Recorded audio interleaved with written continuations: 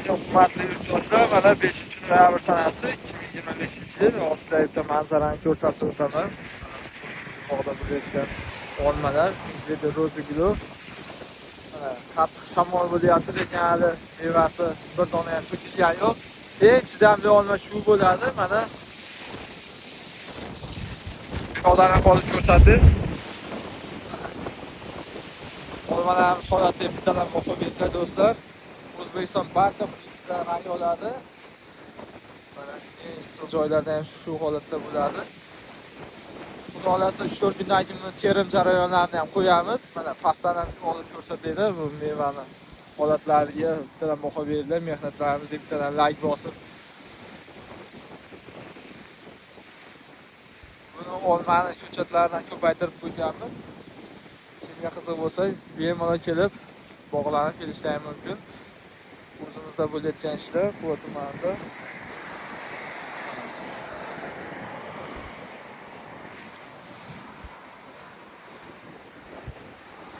Bozorda narxi ham hozir 15 mingdan 20 minggacha sotilayotgan olma. Mana. Do'stlar, kalibri ham yaxshi, yirik. Mana, bandi qattiq olma.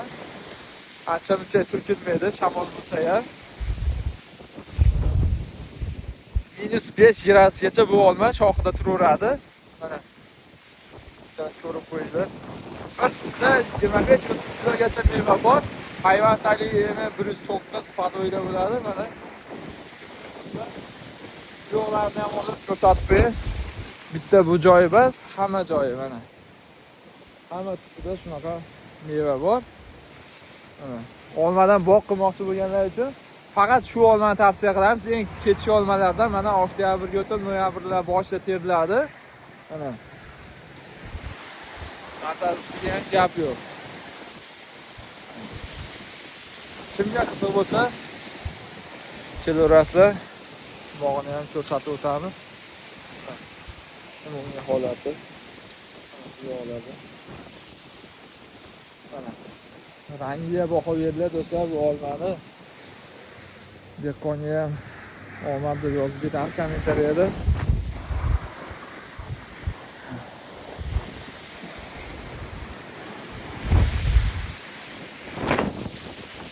Video yoqqan bo'lsa like bosib, do'stlarga ulashib qo'yamiz. Kesalarning mevasidan bemalol olib keting.